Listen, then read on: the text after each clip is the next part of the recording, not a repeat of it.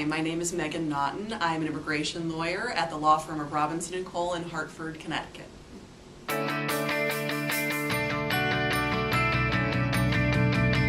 A company must be in existence, so they have to have a taxpayer identification number.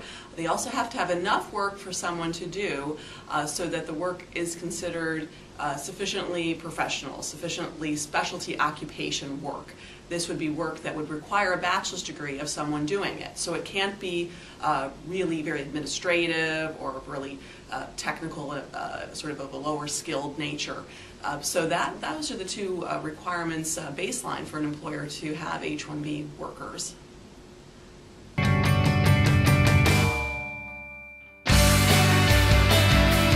To sponsor someone for H-1B status, the company does have to make several certifications.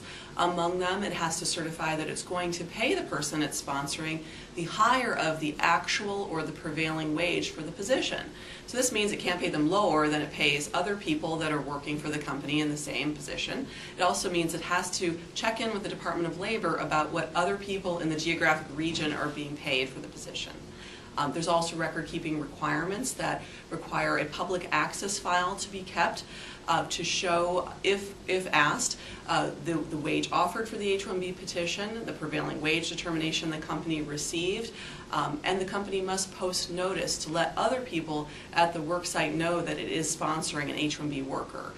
The other attestations include certifying that there is no strike or lockout at the worksite.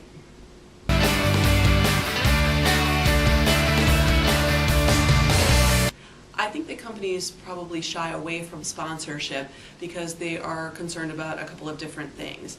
A lot of companies think they may have to prove that they couldn't find a U.S. worker in order to sponsor someone for H-1B status. However, that is not the case. Proving that you can't find a qualified U.S. worker is not a requirement for the H-1B process in most cases. That only comes into play if you're sponsoring someone for green card in some cases. So that's probably the number one reason. Of course, cost is also a consideration, and I would think that reasonably so. It usually costs around approximately $5,000 probably to sponsor an H-1B worker, including USCIS fees and attorney's fees, although that's just an estimate. The other reasons that someone may not want to sponsor an H-1B worker is just sort of fear of the unknown, not knowing what is required in the process, but any qualified immigration lawyer who has done this process before would know the H-1B program has been around for quite a while.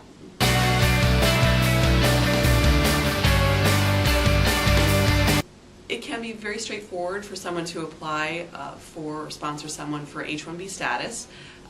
The company would secure an immigration lawyer at the beginning of the process to work with. They would collect information from the employee that they're seeking to sponsor, past immigration status and their academic credentials. The lawyer would likely ask them for a copy of the job description, the offer letter, and talk to them about the requirements that they are paying at least the higher of the actual or the prevailing wage.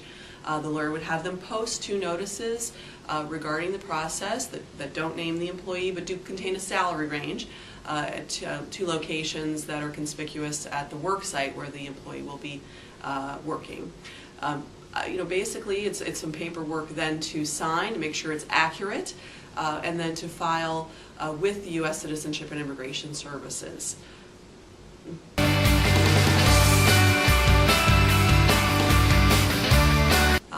I think when you're dealing with a small business or a startup, really it's actually one of the more exciting types of cases because you're likely dealing with the president or the founder of the company, and you really get to know the company. I think that in those cases, obviously, it may be the first time that they're doing an H-1B petition and that there's some anxiety surrounding that.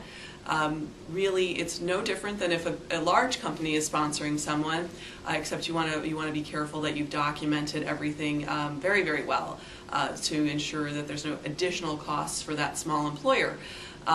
With regard to their concerns, a lot of times there's a lot of misinformation out there again about having to prove a lack of qualified U.S. workers to sponsor an H-1B worker, which is not the case. Maybe there's misconceptions about how much it will cost, but as I mentioned, you can sponsor someone for around $5,000. And there might be some concerns about the predictability of the sponsorship.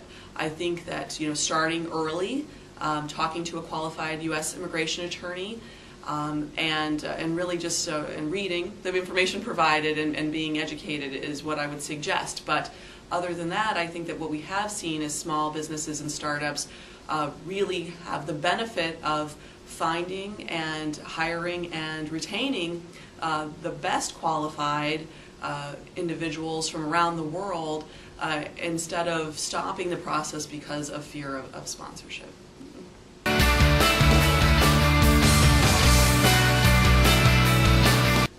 In my experience, or in my opinion really, the benefits that I've seen with my employer clients of hiring international workers have been, sort of all over the board, a mixed bag really.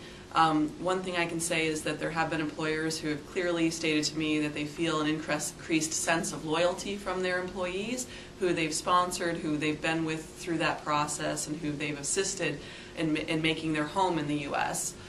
That is for certain. I think also what we have seen is an increased interest perhaps among folks that are from outside of the U.S. in perhaps taking multinational global assignments, moving around the U.S. Perhaps more than people who may be from the area. And again, that's just anecdotal evidence that may be the case. I think also that they benefit from the diversity that an international workforce or an H-1B worker can bring to their offices, different perspectives from around the world, and that enhances their business in many ways that are unmeasurable.